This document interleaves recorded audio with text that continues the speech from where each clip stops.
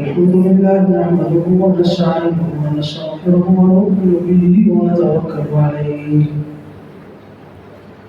ونعوذ بالله من شرور أنفسنا من يهده الله فلا مضل له ومن يضلله فلا هادي له وأشهد أن لا إله إلا الله وحده لا شريك له وأشهد أن سيدنا وسندنا ومولانا محمدا عبده ورسوله أما بعد أعوذ بالله من الشيطان الرجيم بسم الله الرحمن الرحيم إن في خلق السماوات والأرض واختلاف الليل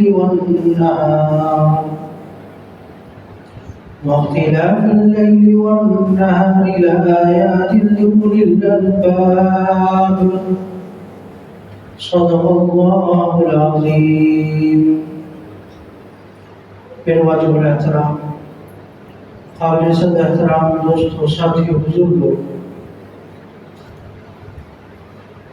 اللہ رب العزت کی کائنات کا وجود اور اس میں ہونے والے تغیرات، تبدیلیاں، جیسے صبح اور شام کا ہونا، رات اور دن کا ہونا، صبح سورج کا نکلنا، شام میں چاند کا نکل آنا، بادلوں کا چلنا، بادلوں کا رک جانا، سمندر کے اندر طغیانی یا سمندر اپنے دھیمی رفتار میں چلتا رہے یا دریاؤں کے اندر تبدیلی،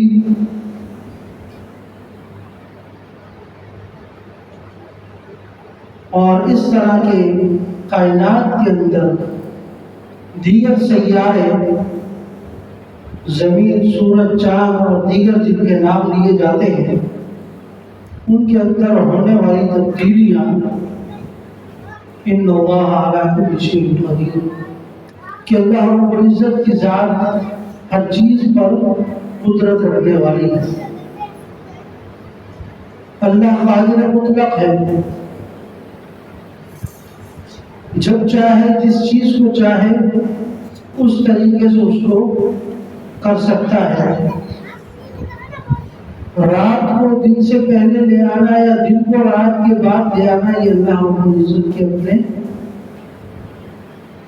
جو حکم اللہ رب العزت نے دے دیا اس کے مطابق آج تک یہ نظام چلا رہا ہے. کبھی ایسا نہیں ہوتا کہ سورج پہلے نکل آئے یا دیر سے غروب ہو، بلکہ ایک ٹائم ٹیبل کے مطابق اپنے وقت پر نکل رہا ہے اور اپنے وقت پر غروب ہو رہا ہے. ہواؤں کا نظام اللہ رب العزت نے ایسا بنایا کہ کبھی یہی ہوائیں ہمارے لیے سکون اور اطمینان اور ٹھنڈک اور راحت کا سبب بنتی ہیں، اور کبھی یہی ہوا ہمارے لیے توڑ پھوڑ کا سبب بن جاتی ہے، آندھی کی صورت میں، اللہ کے عذاب کی صورت میں. کبھی یہی بارشیں ہمارے لیے سکون اور اطمینان کا سبب بنتی ہے، ہماری فصل پکتی ہے، ہماری فصل کی ضرورت ہوتی ہے، کھیتوں کو ضرورت ہوتی ہے، ہمیں اپنے پانی کے ذخائر کے لیے بارش کی ضرورت ہوتی ہے تو بارش برستی ہے. لوگ شکر اور اللہ کی حمد و ثنا کرتے ہیں. بارشیں نہیں ہوتی تو نماز استسقاء پڑھی جاتی ہے تاکہ بارش ہو جائے. اور کبھی یہی بارش ہمارے لیے نقصان کا سبب بن جاتی ہے. فصل پک چکی ہے، اس پر پانی کی ضرورت نہیں ہے، وہاں بارش برسنا شروع ہو جائے. یہ ایسے موقع پر بارش ہو گئی جس وقت ضرورت نہیں تھی، اور شدت کی بارش ہو گئی جس کو سنبھالنا ہمارے بس کی بات نہیں تھی. پانی کو کہیں اسٹور کرنا ہمارے بس کی بات نہیں تھی تو وہ عذاب کا سبب بن جاتا ہے، سیلانی صورتحال جس کو کہا جاتا ہے۔ تو یہ زمین اور آسمان کے اندر ہونے والا فساد یا اس طرح کی تبدیلیاں یہ ساری کی ساری اللہ رب العزت کی طرف سے۔ حدیث میں آتا ہے کہ جہنم نے، دوزخ جس کو کہا جاتا ہے، اللہ رب العزت سے کہا کہ مجھے پورے سال میں کم سے کم 2 مرتبہ سانس لینے کا موقع دیا جائے۔ جہنم نے کہا اللہ رب العزت سے مجھے سال میں 2 مرتبہ سانس لینے کا موقع دیا جائے، کیونکہ جب میرے اندر آگ جل رہی ہوتی ہے تو ایک وقت ایسا آتا ہے کہ اس وقت مجھے اپنے سانس کو باہر نکالنے کی ضرورت ہے۔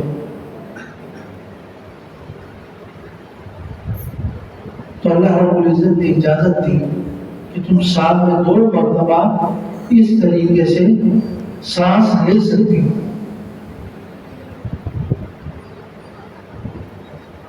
تو کہا جاتا ہے کہ جب جہنم سانس لیتی ہے تو اللہ رب العزت زمین پر گرمی پیدا کر دیتی ہے، گرمی ہو جاتی ہے، گرمیوں کا موسم شروع ہو جاتا ہے۔ اور آپ نے دیکھا ہوگا کہ گرمی بعض مرتبہ اتنی شدت کی ہو جاتی ہے کہ باہر نکلتے ہوئے آدمی سوچتا ہے، ٹی وی پر مختلف قسم کے اشتہارات چلنا شروع ہو جاتے ہیں، ڈاکٹر حضرات بولنا شروع ہو جاتے ہیں کہ بغیر کسی ضرورت کے باہر نہ نکلو، کہ لو لگ گئی، گرمی لگ گئی تو پھر ایک بخار کی شدت ہو جائے گی، تمہارا ٹمپریچر بڑھ جائے گا۔ اس لیے اپنے آپ کو محفوظ مقام میں رکھو، بلا ضرورت باہر نہ نکلو۔ اور اسی طرح سخت سردی کے وقت میں ایک مرتبہ دوبارہ سانس لیتی ہے، اس وقت ٹھنڈا سانس ہوتا ہے اس جہنم کا۔ اس طرح سال میں 2 مرتبہ سانس لیتی ہے اور وہ زمین کا ٹمپریچر چینج ہو جاتا ہے، تبدیل ہو جاتا ہے۔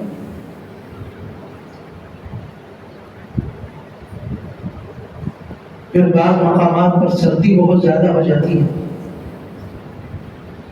ہمارے کراچی میں تو ذرا ایک برداشت تک رہتی ہے، لیکن بعض ممالک میں، بعض علاقوں میں برداشت سے باہر ہو جاتی ہے۔ جب منفی ٹمپریچر چلا جاتا ہے تو وہاں پر لوگ رہائش چھوڑ دیتے ہیں، اس جگہ پر رہتے نہیں، کہ اب یہ برداشت سے بڑھ چکی ہے، اب یا تو ہم بیماریوں کی طرف چلے جائیں گے یا اپنی جان سے ہاتھ دھو بیٹھیں گے، تو اس علاقے کو چھوڑ دیتے ہیں۔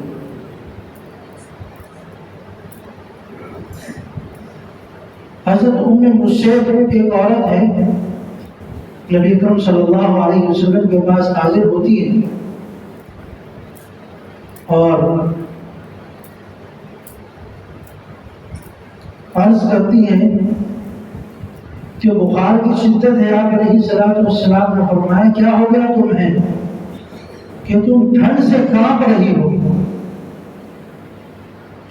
بخار میں جب آدمی چلا جاتا ہے تو بعض دفعہ گرمی میں بھی سردی لگ رہی ہوتی ہے، کہ موسم ٹھنڈ کا نہیں ہے اور تمہیں سردی لگ رہی ہے، کیا ہو گیا؟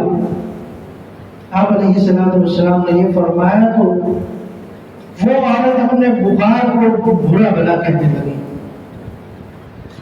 جس طرح بعض لوگوں کی عادت ہوتی ہے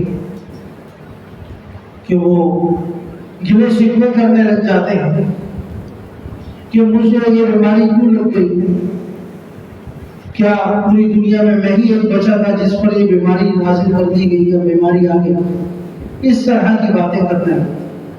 تو آپ علیہ السلام نے منع فرمایا کہ اپنے بخار کو یا اپنی بیماری پر کبھی برا بلا مت کرو۔ پھر یہ آدمی جب بخار کی حالت میں ہوتا ہے تو یہ بھی اس کے لیے نعمت ہے. اللہ رب العزت اس بیماری کی وجہ سے اس پر جو اس نے گناہ کر دیے ہیں ان گناہوں کو صاف کر رہے ہوتے ہیں کہ میرا بندہ جب میرے پاس آئے تو یہ مکمل پاک و صاف ہو چکا ہو. تو یہ بیماری اللہ رب العزت کی طرف سے اللہ کے قرب کا سبب بننی چاہیے. یہ نہیں کہ آدمی اس پر معاملہ کرنا لگ جائے یا اسے برا بلا کہنے لگ جائے. اسی طرح بعض لوگ گرمی سردی کو بھی برا بلا کہنے لگ جاتے ہیں کہ گرمی بہت زیادہ ہوگی. تو یہ نہیں سوچتے کہ میرے ان الفاظ کہنے سے کون سا گرمی میں کوئی کمی آ جائے گی، یا میرا برا بلا کہنے سے کون سا سردی میں کوئی کمی آ جائے گی. میں اپنی زبان بندی کر رہا ہوں، اپنے پر گناہ لے رہا ہوں، ناشکری کر رہا ہوں. اس تکلیف کی وجہ سے، اس شدت کی وجہ سے اگر مجھے گناہوں کو اللہ رب العزت صاف کر رہے ہیں تو میں اپنی زبان کو دوبارہ گندا کرتا جا رہا ہوں. تو اللہ رب العزت جس حالت میں رکھے، جس موسم میں رکھیں، جس بیماری میں رکھیں، اس میں گلے شکوے نہ کریں. منع کیا گیا. وہ گلے شکوے الٹا، وہ لعنت جو آپ کر رہے ہیں الٹا آپ پر آ رہے ہیں. اس کی شدت دوسری طرف نہیں آ رہی، آپ کی طرف آ رہی ہے. تو اس طرح کے الفاظ کی ادائیگی یہ اپنے ایمان کو، اپنے اعمال کو خراب کرنے والی بات ہے. اللہ رب العزت اپنے بندے سے چاہتے ہیں کہ اگر میں اس کو سردی کا موسم دوں تو سردی کے موسم میں جیسا کہ آ رہا ہے اللہ والوں کا عمل کیا رہا ہے، اگر ہم دیکھیں اپنی اسلام کا عمل کیا رہا ہے تو وہ سردی کے موسم کا انتظار کیا کرتے تھے. ایک حدیث حضرت علی کی شاید آپ لوگوں نے سنی ہے. وہ فرماتے ہیں کہ سردیوں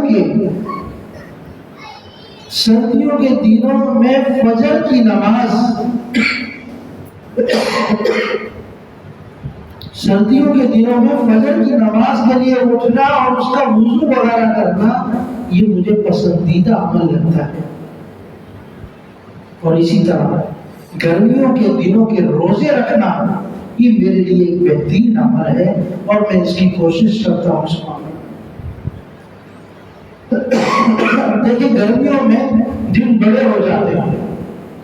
صبح فجر کی نماز 5 بجے ہو رہی ہے، پھر مغرب کی نماز 7:30 بجے جا کر ہو رہی ہے، تو دن کا دورانیہ بڑھ جاتا ہے.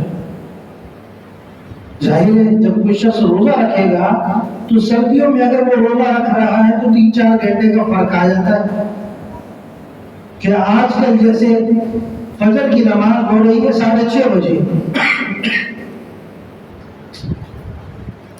اور مغرب کی نماز جا کر ہو رہی ہے 5:45 بجے، تو کتنا فرق آ گیا، دورانیہ کم ہوا.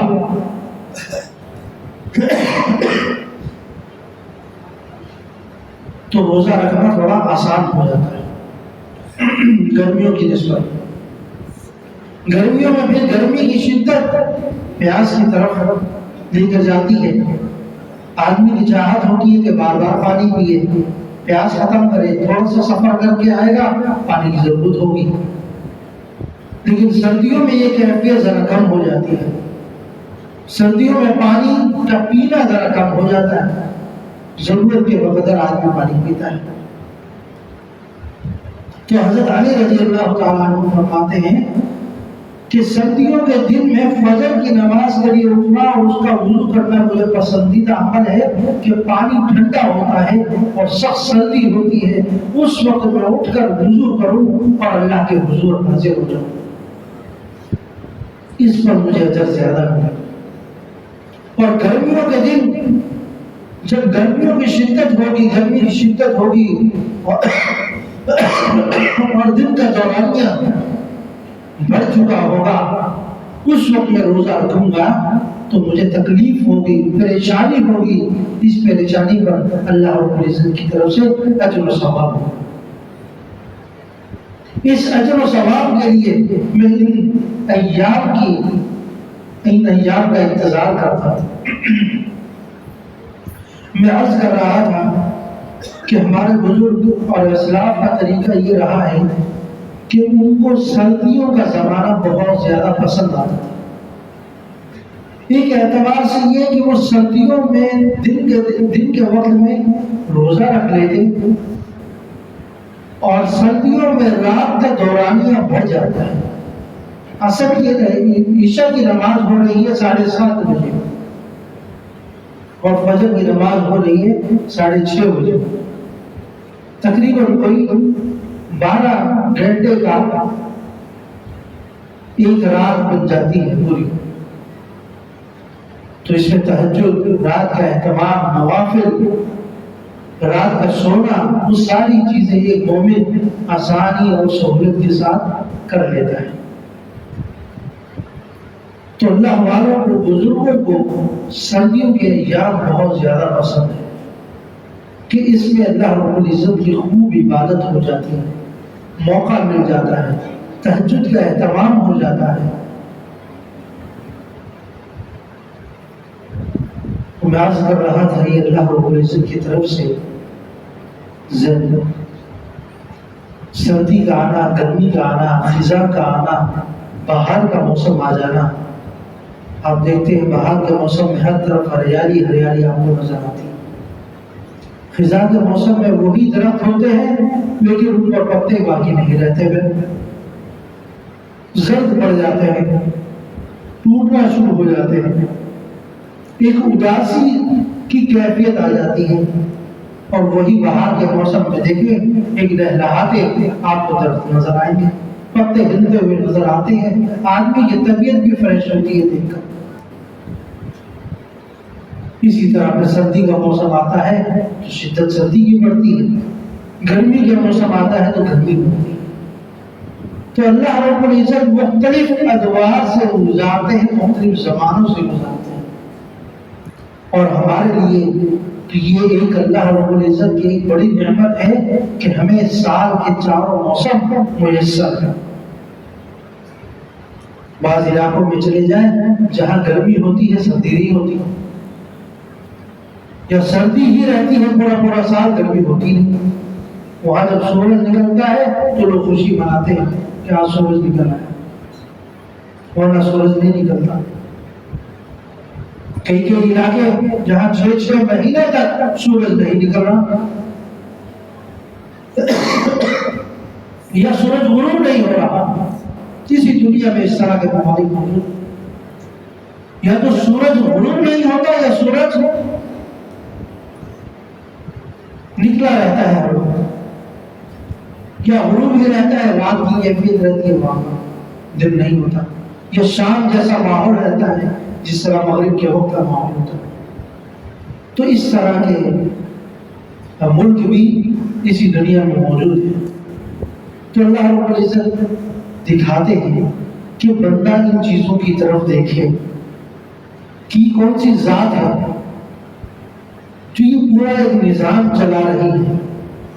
ہم ایک گھر کا نظام نہیں چلا پاتے، ہم ایک چھوٹی سی فیکٹری کو صحیح نہیں چلا پاتے، لیکن یہ میری پوری زندگی گزر گئی، آج تک کبھی میں نے نہیں دیکھا کہ سورج نے نکلنے میں تاخیر کی، سورج نے غروب ہونے میں تاخیر کرتی ہو۔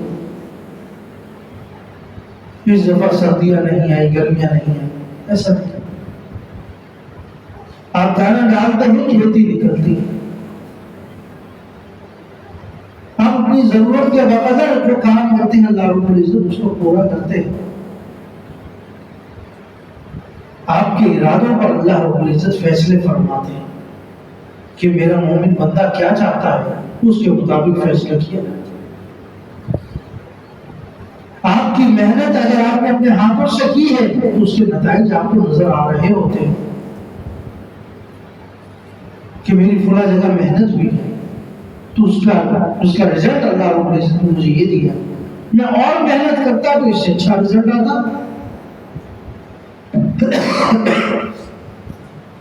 اس سال میں نے محنت نہیں کی, اس سال میں نے کوشش کم کی, اس سال میں نے اپنے بزنس کو وقت نہیں دیا, میں نے اپنی دکان کو ٹائم نہیں دیا, میں توجہ نہیں رکھی, تو آپ کے نتیجے میں نتیجہ نظر آتا ہے. پھر آپ کو خود محسوس ہوتا ہے کہ میری سیل کم کیوں ہوئی ہے, میری آمدنی کم کیوں ہو گئی ہے. اس کے نتائج آپ کے سامنے آتے ہیں کہ اللہ رب العزت فیصلے آپ کے ارادوں کے مطابق کرتے ہیں کہ میرا بندہ مجھ سے کیا چاہتا ہے اس کے مطابق عمل کیا کرتا ہے. اور میں نے اس پر جو ذمہ داری لگائی ہے اس ذمہ داری کو یہ کیسے پورا کر رہا ہے. میں نے اسے کہا ہے کہ اگر اپنے گھر کی ذمہ داری تو پر ہے, اپنے بچوں کی ذمہ داری تو پر, اس کے لیے یہ صبح سے شام تک عمل کرتا ہے. اور 5 وقت نماز کے لیے تمہیں مسجد میں حاضر ہونا ہے, میرے سامنے جھکنا ہے, تاکہ مجھے پتا چلے میرا بندہ مجھ سے بھی ہم کلام ہوتا ہے. یہ سمجھتا ہے کہ ساری کی ساری ضروریات اللہ رب العزت پوری کرنے والے ہیں, اور کوئی ذات نہیں کہ کسی اور کے سامنے میں جا کر جھکوں. ورنہ اللہ رب العزت کو ہماری عبادات کی ضرورت نہیں. فرشتے ایک بڑی تعداد میں اللہ رب العزت کی مخلوقات میں ہیں. یہ نباتات, یہ پرند, یہ جرد, یہ پوری کی پورے یہ پہاڑ, یہ سب اللہ تعالیٰ کی مخلوق ہے جو مختلف انداز میں اللہ کی حمد و ثنا کر رہے ہوتے ہیں. لیکن ان سب سے ایک انسان کو ممتاز بنایا, ایک الگ نوعیت کا بنایا کہ یہ گناہ بھی کرے گا, یہ نیکیاں بھی کرے گا, یہ مسجد میں بھی آئے گا, یہ سینما گھر میں بھی جائے گا, یہ اللہ کے سامنے جھکے گا بھی, یہ کام کرنے کے لیے دوسروں کی گالیاں بھی سنے گا, اللہ کی حمد و ثنا بھی کرے گا, اپنے کام جس کے ساتھ بھی مخلص ہوگا, پھر اس کے مطابق اللہ رب العزت اس کے فیصلے فرماتے ہیں. اللہ رب العزت سے دعا ہے کہ جو نظام کائنات اللہ رب العزت نے بنایا ہے, جس کے اندر ہم زندگی بسر کرتے ہیں, جس کے اندر ہماری زندگی گزر گئی, ان سے ہمیں چیزیں سیکھنے والا بنا دے, ان سے عبرت حاصل کرنے والا بنا دے, ان کو سیکھ کر ان چیزوں کو سے سیکھ کر اپنے ایمان کو پختہ کرنے والا بنا دے. یہ دعائیں اللہ رب العزت سے جب کریں گے, اپنا محاسبہ کریں گے, یہ سوچیں گے, فکر کریں گے. قرآن پاک میں بھی آتا ہے تدبر کرو, فکر کرو میری ان آیات میں. ان فی خلق السماوات والارض واختلاف اللیل والنہار لآیات لأولی الالباب. عقل مندوں کے لیے, جو سمجھ رکھنے والے ہیں, ان کے لیے اس میں نشانیاں ہیں. تو ان نشانیوں کو اس وقت ہم سوچیں گے, سمجھیں گے جب اس کے لیے فکر کریں گے, تدبر کریں گے. اللہ تعالیٰ سمجھ کی توفیق عطا فرمائے اور اپنے ایمان کو سلامتی کے ساتھ, خیر و عافیت کے ساتھ مرتے دم تک اس پر باقی رہنے کی توفیق عطا فرمائے. وما علینا الا البلاغ.